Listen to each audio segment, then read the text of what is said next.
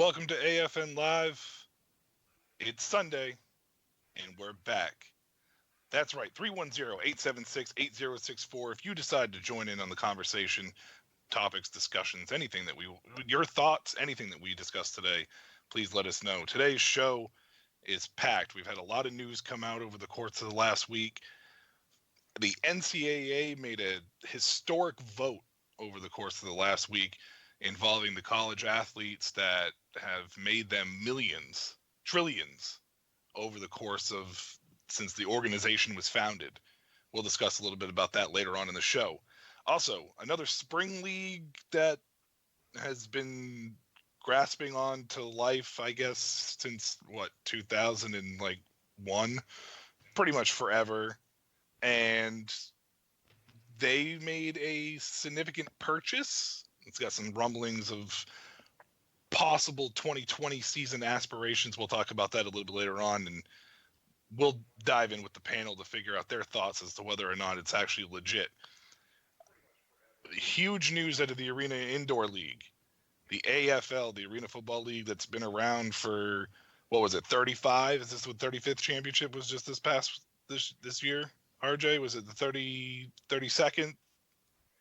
It was the 32nd, RJ? The 32nd championship was just this past weekend, or this past year, and that they came out with some devastating news in the indoor and arena world. We'll talk about that as well. But first, we have a guest. We have a special guest today representing the northern border of the United States. No, it's not even the United States, but it's our neighbors to the north. Former CFL and Calgary Stampeder Reid Seitz. Did I get that right, Reid? How are you doing tonight? Yes, that's right. Reid Seitz. Yes, sir. Perfect. I nailed that on the head there. Reid was a projected first-round pick who was then actually drafted 27th overall in the third round in 2002 by the Calgary Stampeders. Reid, you play wide receiver, correct? Yes, receiver and slot back. Receiver and slot back, yeah. Reid, you've been out of the game for a little while. I just want to know, my question to you is, and I want to know is, any plans to try to rekindle your professional football career, and what are your plans moving forward for the 2020 season? Plans moving forward for the 2020 season, I'm looking to attend a free agent camp north of the border here in Canada. Going to, work out and stay in shape and ready to play. That's all you can really do at this particular moment in time, and good luck to you next year. Do you have I'm going to put you on the spot right here, Reid. Do you have a preference as to which team you would like to play for up north? Up north, it's not really which team. I think Montreal, BC, and Toronto would be a good fit. Toronto would be a good starting point. They had a little bit of trouble this season. I've reached out to a couple players and looking to come in and compete. Definitely. And, we mentioned you're drafted in 2002. It's 2019. I think one thing we should address is why you've been out of the game for so long. And that's kind of important because it is a bit of a gap. Yeah, I mean it is, but if you look at my route running from this year and the year before, I mean you should be able to compare me to receivers that are in the Canadian Football League right now. I think I still have my speed and quickness, and I think my body is healthy. It hasn't been through the rigorous routines of a professional athlete for 17 seasons. I feel fresh and ready to go. That's good to hear. And for those who are not aware of your story, why have you been out of the game of football? I was out of the game of football for a number of reasons. Money-wise, it just wasn't there. The game wasn't as advertised as it is now in the Canadian Football League. At the time, the league minimum was, not to where you would want to live comfortably. Now it is, and I think it's a better league all around with all 9 teams. And recently they've been talking about bringing a team to Atlantic Canada here in Halifax, Nova Scotia. They're talking about building a stadium, and there's a team they're talking about bringing in called the Atlantic Schooners. And I just feel like I should be given another opportunity, because at the time I was one of the most talented players in Canada, and just feel like I still got it, and I want to go out there and play. Always. And our producer, Harry Bob, has a few thoughts on this. So, Harry? Reid, Harry here. Yeah. You recently did an interview where you spoke about battling something that I struggle with daily in my own life, and millions of people around the world deal with it. It's mental illness. And mental illness isn't, you're not crazy. You're not crazy. Mental illness tends to be, especially like in my case, I'm bipolar, which means there's an imbalance in chemicals inside my brain. And there's nothing that, other than taking a pill to help you balance yourself out, there's really not a lot you can do. Your own experience, how did that deter your career, or how did that postpone your career in the Canadian Football League, sir? Well, basically it postponed my career because I just wasn't ready to go physically and mentally. At the time I was dealing with other things in my life that maybe steer away from the game for a while. But, my aunt and uncle brought me home and, stayed on the straight and narrow and just, working and working out.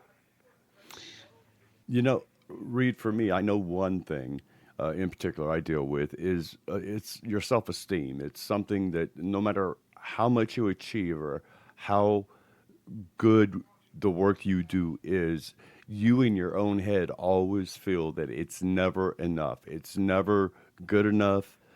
You've got to do better. You can do better. You feel like you've disappointed people when something doesn't go the way you think it should go. You really, more than anyone else, people with mental illness and with mental disabilities, mental illness,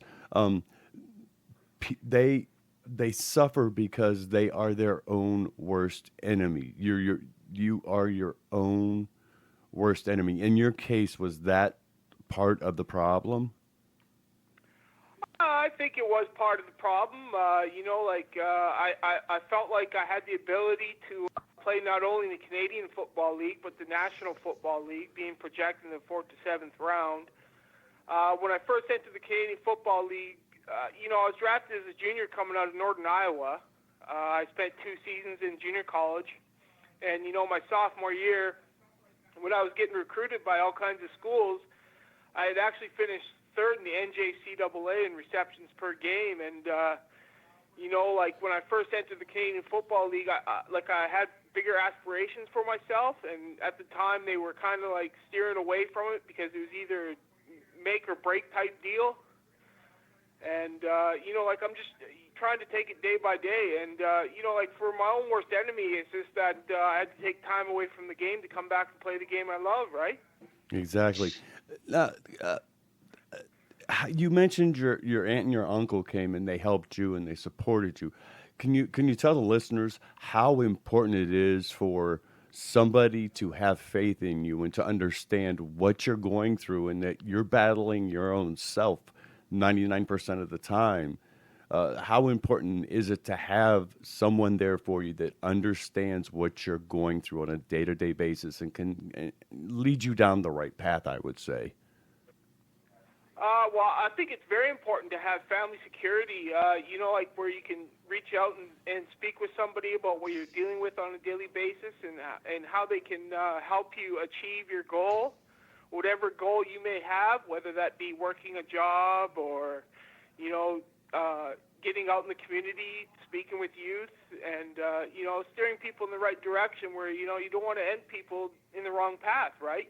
So it's very critical. I feel with my mental health and having an aunt and uncle and, a family, my grandfather is actually well known in the NASCAR business, and it's very comforting to have people you can speak with on a daily basis or, once or twice a week about, what you're dealing with and, keeping you going on the right path, right? Definitely. I mean, I personally suffer from obsessive compulsive disorder, anxiety, and depression. It's dictated a lot of my life. Even if you catch it early, which my parents did, they got me diagnosed at age 5, and I've been seeing therapist to therapist.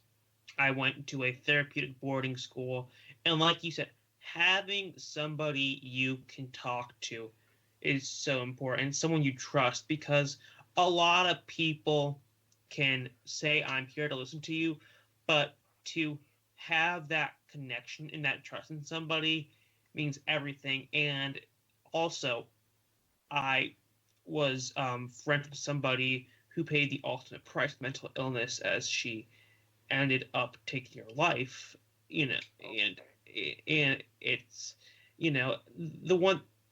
I know this is a bit dark, but if you ever need to reach out to somebody, do it, because the world needs you in it. It really does.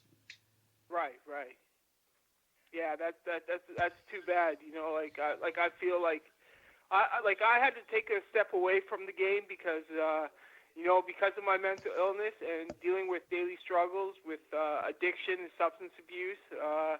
It led me down the wrong path. But I mean, as soon as I came home, I was like, okay, I'm here to speak with the family on my behalf, and just work out and come back to play the ultimate goal, which is playing professional football, because that's the game that I grew up playing, the game I love. And to me, I'll put it out there, to me, I feel like I'm one of the most talented receivers in Canada that just had to, take a step away from the game to come back and play and prove that I am one of the greatest in Canada. When I entered my junior year at University of Northern Iowa, they had stopwatches of a 4.37, 4.39, and that's when they basically projected me in the 4th to 7th round for the National Football League. And being from Canada, going to a school like that at the time was a big thing for the Canadian Football League. And after entering the draft after my junior year, I had felt I was a first-round pick, and just being picked 27th overall, I felt like I was being taken advantage of. And the game wasn't built like it is today, so now I'm like, okay, well, let's put my videos out there. Let's, show the progression, and, the age is only the factor, right? My body and everything's fresh and ready to go. I just got to get the opportunity. Reid, you mentioned something about youth and talking to the youth, and you mentioned about your addiction and mental health issues away from football. If you could talk to a younger you right now, what kind of advice would you give to them, or even younger players or younger people just in general that are struggling with something similar to what you have? What would your advice be to them? My advice would be to the youth is to, stick to the grind of a daily basis, of whether it's going to school or working out, and, just try to stay away from the nonsense. Pick out an individual that you can look at and say, okay, let's go on the positive note, and let's do this as teamwork, not like individualism where, a lot of players in the NCAA, it's kind of like the Army, you go in as a freshman, sophomore, you try and compete for time, and you don't really reach out to other players that might be suffering in a different type of way where, if you go out there and you be a leader that you can follow, and, let them come along with you, and just stick to the straight and narrow. 310-876-8064. We're talking with former third-round pick to the Calgary Stampeders, Reid Seitz. Struggles off the field in situations took him away from the game that he loves. He's trying to get back into it with free agent camps. Join us in the discussion at AFN Talk across all social media. We're live or simulcast on afntalk.com, primetimesportstalk.com, and rawtalkonline.com as well. Reid, we're going to pay some bills here, take a quick break, but we would love to have you stick around. We have some conversation that we could probably get a little bit insight on. I don't know where your knowledge base is, but you are more than welcome to join us on our conversation if you'd like to. Sounds good, gentlemen. All right, sounds good. We'll be right back after the break.